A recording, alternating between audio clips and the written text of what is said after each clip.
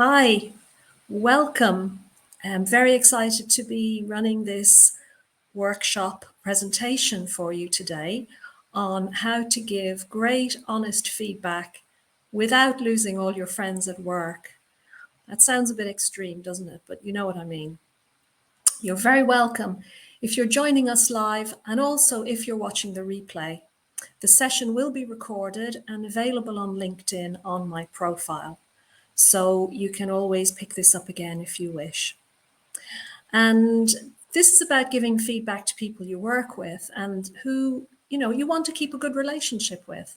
You're not going to lose all your friends by any means. In fact, you could help to strengthen your working relationship with your teammates and your colleagues.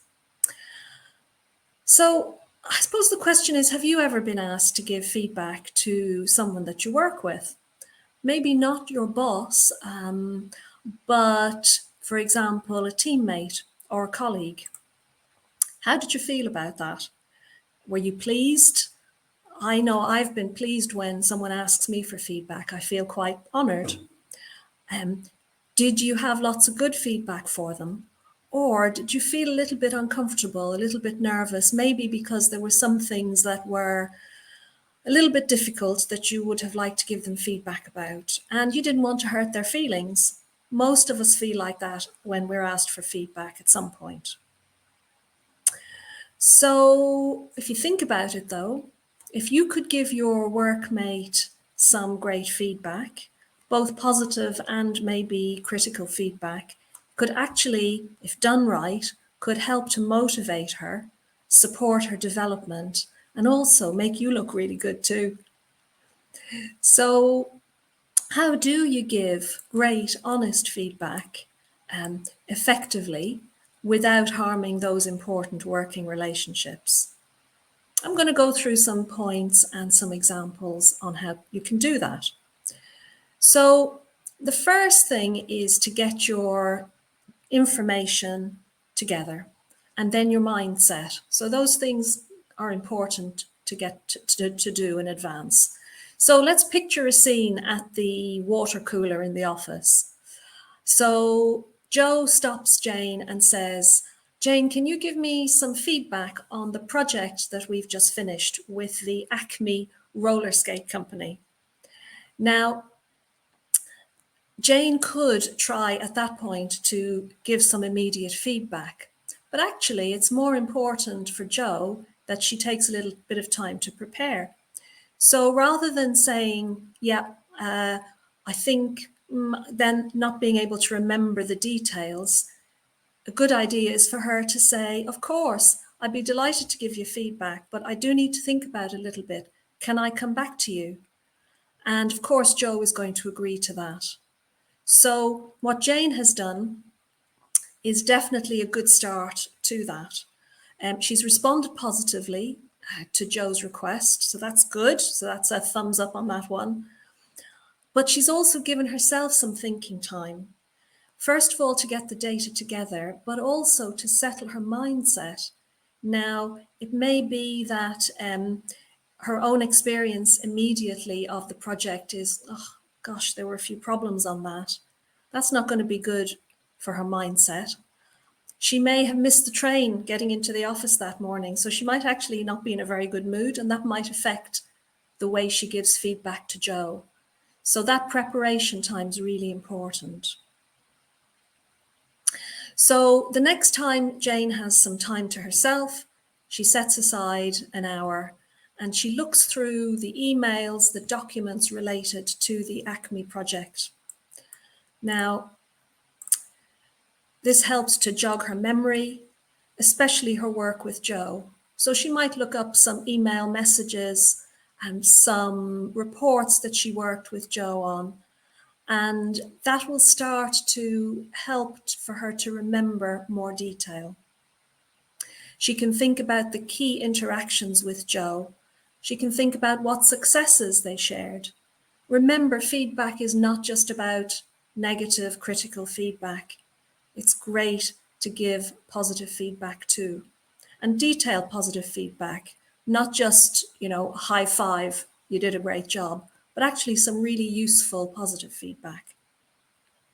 So for example, they did a great presentation together and Joe helped to negotiate on the basis of that presentation a better deal for their company. So that's an important one. So she can talk about that, how they worked together, how they shared information. And it's important to write all this down because writing clarifies our thoughts and helps us to remember. But of course, not everything went brilliantly. There were a couple of times when Joe maybe spoke harshly to someone else in the team. Now, Jane wasn't very happy with this, but she didn't say anything at the time. That could be something Joe needs to get feedback on. He also missed some deadlines, which meant Jane had to cover for him. And Jane was not very happy about that. She was actually angry about that. So how is she going to express that feedback in a helpful way? So Jane drops in to see her boss, VJ, to help her to get into the right mindset. And his advice is, let's take a step back. Let's focus just on the incidents, not the individual themselves. So rather than think about what Joe is like to work with, he's always late with the information, or, he speaks harshly. Is that something he does all the time? Probably not. So let's focus on the behavior and not the individual. And let's think about Joe's good qualities as well. So let's get into a positive mindset, even if we're going to give feedback that is not particularly positive. That will really help to express the feedback in a way that is going to make it easier for Joe to accept. And remember, we are talking about giving colleague feedback that's going to help your working relationship rather than make it less good. So even be specific. What would you like Joe to do differently? If you think about that, then you're already thinking positively about the negative feedback. So this is what happened, Joe. I think it was, when you spoke to Mary in this way, that wasn't very helpful because it made Mary look bad and it caused a bad feeling in the team. What would be great is if you could, speak more positively the way you did in the last team meeting. So if you can link it to the times that Joe has actually done well, then you're saying, I saw this, but I know you can do better. So there are some initial techniques, one about data and one about your actual mindset. So if you've done that preparation, it's going to be easier to give that feedback, and it's going to be more likely that Joe will listen to your feedback and not be upset about it. The next key step in giving great feedback without losing that friendship is to make your feedback a two-way conversation. Now, you may have heard of Dr. Therese Houston, who is a brilliant writer on coaching, feedback, and behavior in organizations. And she's written a book called Let's Talk, which is an excellent book. And actually, after this presentation, I will share a link to that book in case you're interested in researching further. Now, in that book, there's some great advice on how to make feedback easier and better. And the key thing is how to have a two-way conversation. Now, her main point is that if you just sit down and say, here's my feedback, the person may very well be defensive and not prepared to listen, and maybe even a bit upset about the feedback, even if they've asked you for that feedback. So if they feel that you're just talking at them and not with them, they might not take the feedback very well. But if it's a real two-way conversation, not you just pretending, but actually listening to them too, the effect can be very powerful. And it makes it a lot easier to give feedback to your colleagues, to your colleague, rather than creating a difficulty around the relationship. One thing that I should say here is that if you have a trusting working relationship, if the level of trust is high with your colleague, it's going to be easier to give that honest feedback. I guess that's obvious, but it is something to think about when you're preparing the feedback that you're going to give. I guess the more trust you have in each other, the more honest you can be in your feedback. But we're talking here about people that you're not necessarily very close to, but that you want to give some honest feedback with. So going back to the book called Let's Talk, some tips on how to do that, how to have that two-way conversation. Firstly, say what your good intentions are at the beginning of the conversation, out loud. So we're having this conversation because you've asked me for feedback. Now, the feedback I'm going to give you, I hope you'll find it useful. The reason I'm doing this and the reason I agreed to give you feedback is because I want you to succeed. I enjoy working with you. I want you to achieve your goals and for us to achieve our team goals together. So I will do what I can to help you. So by saying your good intentions, you're immediately allowing them to relax a little bit. So you're there to help them, not to criticize them just because you want to criticize them. When you've given your feedback in a positive way, ask them what they think. Ask them how they feel about the feedback that you've just given them. You're interested in their view as well. And when you ask them for their view, you're having that two-way conversation. Listen to what they say. So if the person comes back and says, "Oh, I'm not sure, your feedback was that I did this, I could have been, more diplomatic, or that I was late. The reason for this was." So allow them to have their say, listen to that and take it on board. Don't dismiss it. Don't say, "Yeah, but," it's a two-way conversation, a two-way listening as well as speaking. And it's important to recognize strengths and acknowledge those, always in a feedback conversation. Not in a false way, like "you're fantastic," but honestly and with examples. Even when the feedback is positive, be honest, give examples. Don't just do "you're brilliant" or "you're terrible." The next point is, I don't know if you've heard of something called the feedback sandwich. Now, this is something that I heard about many years ago when I was in corporate organizations, we're actually working there. And we were told to give feedback in a feedback sandwich, which means that that is good feedback at the top and at the bottom, and any negative feedback in the middle. And we were never sure whether that was a good idea or not, but we did it anyway, and it worked a lot of the time.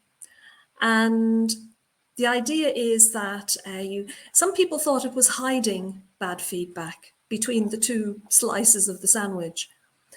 But actually, Leslie John at Harvard Business School did some research not so long ago where they asked adults to draw a picture of a bear.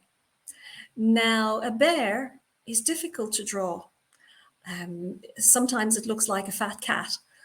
So these adults, maybe some of their pictures weren't so great, some were okay.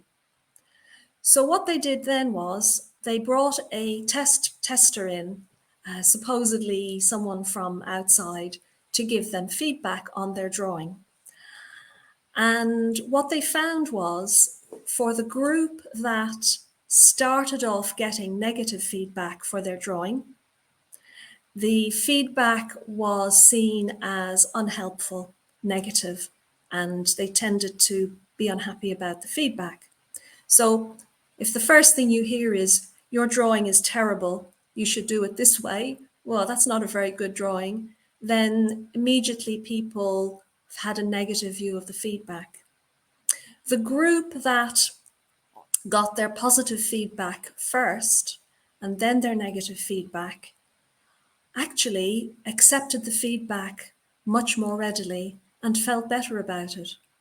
So in a way, now that's not quite a feedback sandwich. They found that if you then did positive, negative, and positive, it didn't make that much difference. So giving more positive feedback at the end didn't make too much difference.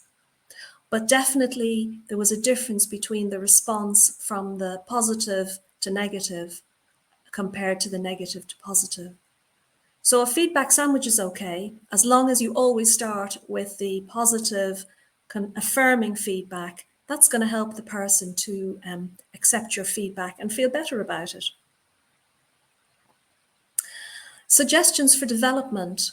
In that two-way conversation, you may have some ideas about how that person can improve on some of those areas. So make that part of being helpful. So remember, your intention was to help the person with this feedback. And here's something you might want. Would you like some suggestions? So people are going to say, yes, I would like some suggestions on how I can improve. So if you've got some ideas, it would be a good idea if you, for example, set aside some time so that you're not running into deadlines, for example. Or it might be helpful if you have a chat with that person before the meeting so that you understand where they're coming from. So just some simple suggestions are also helpful, but make sure that the person wants those suggestions for development. So these are only simple points, but you can see how they can improve or work on a good working relationship and allow you to give some honest feedback to your colleague. So in summary, give feedback, keep your working friends. Firstly, give yourself reflection time. Don't just plunge in. It's okay to ask for time to reflect. And then check back on your data, your notes, and get lots of examples and decide how you're going to talk about those examples. Talk about the specific behaviours you've seen, what the effect was that you noticed, and make sure that your feedback is balanced. So you've got positive and also more negative feedback. One thing I read about and have seen myself is don't feel you have to give feedback on one-off behaviours that were out of character of that person. I'll give you a quick example. I recently made a mistake in missing a conversation that I had scheduled with a potential client. And that person didn't come back to me despite my apologies. It was completely my fault. And I feel terrible about that. It's out of character. Normally I make all my meetings. And it was just, I felt awful about it. Now, my colleagues were very good about that, but they haven't come back and said, hey, Joe, you know what? You should be more careful and not do that the next time, because they know it's out of character and they know that I was really annoyed with myself about it. So don't make it an opportunity to criticize somebody where it's out of character, where they know they've made a bad mistake and where they are doing their best to improve on that or not to do that again. Again, in summary, in a conversation, always start with the positive feedback. The person will be more inclined to feel that you feel positively about them and that you have a positive intention towards them. And by the way, all these tips apply if you're asked to give written feedback as well, either by email or as part of a 360 feedback, which is a more formal and structured type of feedback. I've had a couple of questions in advance on this topic before I finish up. The example I gave was where the colleague asked for feedback, said, please, can you let me have feedback? I've been asked here, should I give feedback if I'm not asked to? So should you offer feedback to a working colleague, even if they haven't asked? Well, this is kind of your judgment. You need to have a good enough relationship to do this, even where the feedback is positive. If you think that the feedback is going to be negative, then you should do this if you have a strong relationship with your colleague and there is trust between you. And remember, if you give feedback to your colleague regularly and it's good feedback, occasionally negative feedback, that's okay. But if you only go to them when there's something bad, then that's not going to be welcome. So you've got to have that balanced, regular conversation that is mostly positive feedback to allow you to give you permission to then give that more negative feedback when you feel that they need it. And another question, which is an interesting one, should I ask for feedback from friends and family? Well, that depends on what you want the feedback for. Now, some companies, not many, ask for what they call a 780 feedback, which I think is twice around the 360. That is asking for friends and family to complete the same feedback as work colleagues. I'm not so sure about how helpful this is, particularly if the feedback relates to workplace events and behaviours.